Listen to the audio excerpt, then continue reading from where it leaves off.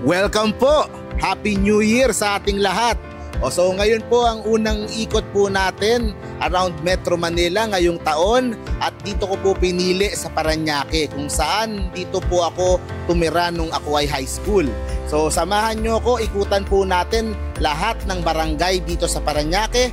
Nandito po tayo ngayon sa Barangay Baclaran, dito tayo magsisimula para po makipag-meet sa mga tao, makausap yung pong mga taga Parañaque at malaman ano ba ang importante sa kanila, ano ba ang kailangan nila mula sa isang senador at malaman po yung mga problema nila sa pang-araw-araw na buhay nila. So samahan nyo ako, BBM, bawat barangay maikutan.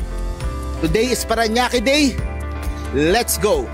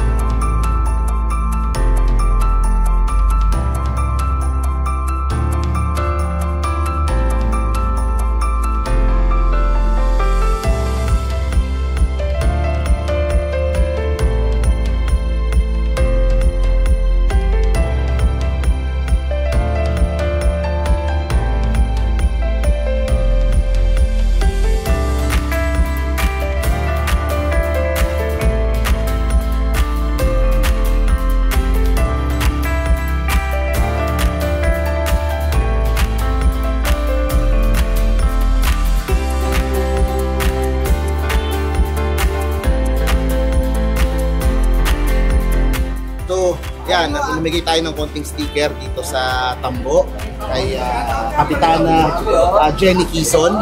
Yan, at plano ko, pupunta ako ngayon ng Donggalo, tapos La Huerta, tapos balik tayo. Tapos papunta Santo Niño tsaka Vitales naman. So, tayo. Kasi po, nag-iikot po ako, ang ginagawa ko, bawat barangay maikutan. So ngayong araw po, ang binablog ko at yung nagpapakilala na din, lahat po ng barangay na Parañaque, ikutan ko po ngayon. 16 barangays. 16 barangays. Pangatlo ko pa lang po ito. Galing na ako sa Baclaran, sa Tambo. Dito po yung susunod sa Donggalo. Nakikipag-usap lang po ako sa mga tao, sa mga barangay officials, kung ano ba yung mga concerns, ano ba yung mga kailangan nila from the national government. Yun ang matanong ko lang po, dito po ba sa barangay po ninyo, ano po ba yung mga usual na concerns na pwedeng iangat po natin sa national government? Ano ba ang kailangang ibaba pa pagdating po sa kanila? Sa health po talaga, yung po talagang at saka lalo na sa seniors. Sa seniors, opo. Yung pag may na-hospital, pag may na ano po, yun doon po sila lumalapit ng tulong po no, kapag nagkakasakit. Guarantee letters. Guarantee letters, opo. Yun po ang kadalasang araw-araw na kinakaharap.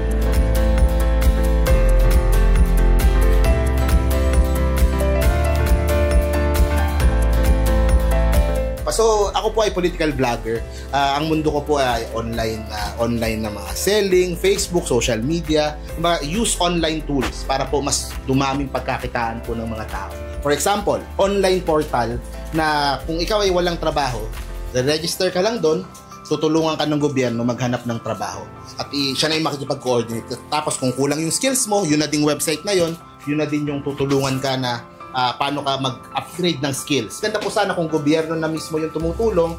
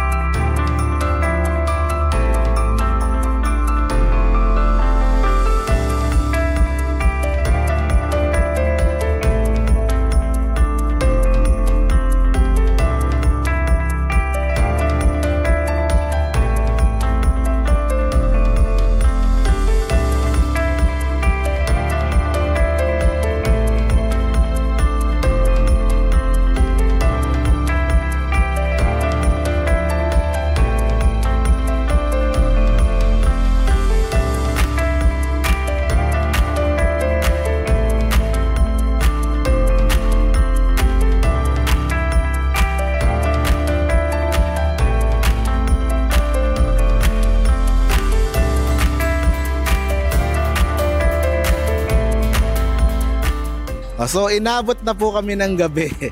Nakailang oras din po kami paikot-ikot sa bawat sulok ng Parañaque. Pero natapos po namin 16 barangays ng Parañaque. So bawat barangay naikutan po namin ngayong araw. Nagsimula kami sa Baclaran, Tambo, Donggalo, La Huerta.